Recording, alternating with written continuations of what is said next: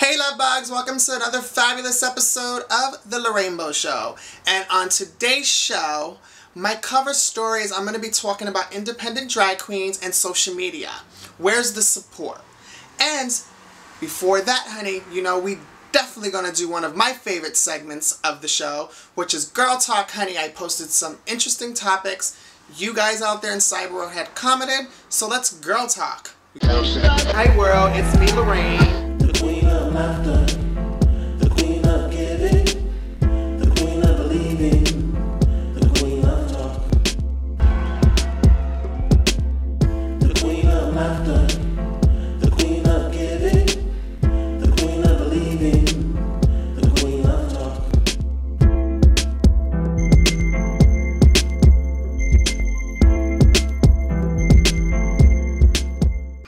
Hey, welcome to Girl Talk. So today's Girl Talk topic, honey, is surrounding the shade that Nicki Minaj threw against Iggy at the BET Awards. For those that saw it, you know what I'm talking about. So, me and my producer posted just a quick, simple Girl Talk. What are your thoughts on the feud between rapper Nicki Minaj and Iggy Azalea at the BET Awards? So what happened was Nicki said she accepted an award for the 5th year in a row winning Best Hip Hop Artist, and she said no shade, anything that comes out of Nicki's mouth, she wrote it. Because there's rumors surrounding the cyber world and the industry that Iggy has a ghostwriter from the T.I. camp, which is, I don't understand, the same thing that was surfacing a couple years ago, if I recall correctly, about Nicki, when Lil Wayne signed her, that she had ghostwriters. So, here's just some comments that was left. Brittany K. O'Day, who I actually interviewed and was on last week's show, said, "I'm glad Nicki set the record straight about it, and I'm glad Iggy is so unbothered. LOL. FYI. Iggy's single Fancy just made history," which in true is fact. She has the #1 longest running rap for a female artist on the top 100 Hot 100 charts. So she did break history with that, Nicki. No shade. All tea, honey.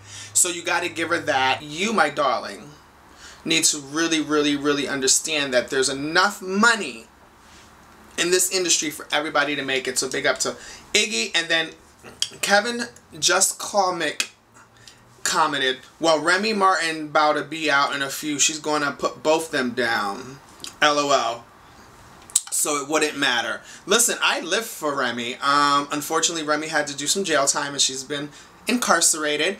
Hopefully the incarceration has allowed her to, you know, get her rap on, get her right on, and she comes back completely strong. And listen, I think there's enough fans, enough fame, and enough money to go around for everybody in the industry. There's no need to, you know, bash each other. Let's support each other, okay, guys? So, Nicki, honey, that was all shade, and the way we know it was all shade is because when you say no shade after saying something shady, that means it's shade, honey. You should have learned that from the gay world, honey. And Iggy girl, do what you're doing. Big ups to your success. Continue to be fancy, darling. And T.I., you actually discovered a win there. So, till next week, honey, check out my Girl Talks. They're on my www.facebook.com/The Larraine Show. You can see them all the time. And all you gotta do is just comment and I will read them and we'll be talking about it on an upcoming episode. So don't go nowhere. We'll be right back and we're going to be talking about independent drag queens and the social media support. Hi world, it's me, Larraine. When I'm looking for exciting, interesting, fierce, fun guests for my show. If you think you have a creative, interesting story you want to tell, go to my website, www.larrainebow.com, or go to my Facebook, facebook.com/The Larraine Show. Okay, so welcome back. Okay, so today my cover story is going to be about independent queens and the social media support. The reason why I chose this particular topic is because I really feel that it's important because I'm an independent queen, and when I say independent drag queen, meaning there are several drag queens out there who have not had the opportunity to have the national exposure from RuPaul's Drag Race and other sources of outlets in reality television, I have a problem with. I have a problem with the RuPaul drag queen bloggers specifically for RuPaul's Drag Race. Like, you'll see on Facebook, and you'll see a lot of bloggers who specifically focus on RuPaul's Drag Race, which is good. I love it. I read all of the tea on the girls because, you know, we live for the show and we live for the contestants. But here's what I have a problem with. There's just so many different outlets that spotlight the drag community, but I feel like all they do is focus on the RuPaul Drag Race girls, which is totally understandable because those are the girls that have the national exposure and the following. But then you have independent artists and drag queens such as myself, so it bothers me a little bit when I'm building my fan base online and I'm building my Facebook, my Twitter, and my Instagram and my YouTube page, that I don't get the support from other drag media outlets that are not specifically driven for RuPaul's Drag Race. Those outlets I completely understand because I have not been on the show, but all of the other blogs and all of the other magazines out there that focus on LGBT content, I would just say, please understand how important it is to an independent artist and drag queen such as myself to get a little recognition and a little support from you guys, because I mean, I support each and every one of the ones that I am associated with as far as on Facebook friends or on my Twitter, and I favor and I share and I retweet and I support. That is what the LGBT community is all about. It's all about supporting one another and standing together as a whole. You know, UNITY is what I really believe in. I believe if we unite and we share and we, you know, just if you take interest in something that I'm doing, guys, all I'm asking is please retweet it and please share it, or please do a cover on it like you do all the other drag queens that have that national platform that I don't.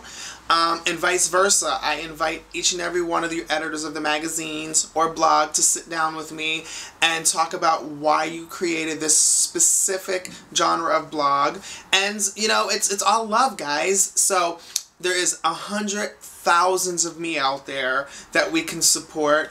But what I'm saying is the underdogs, the drag queens that are just building their mark in this industry, would appreciate just a little more support from you guys. That's all I'm saying. I'm not throwing shade at all, nor am I not saying that what you're doing is wrong.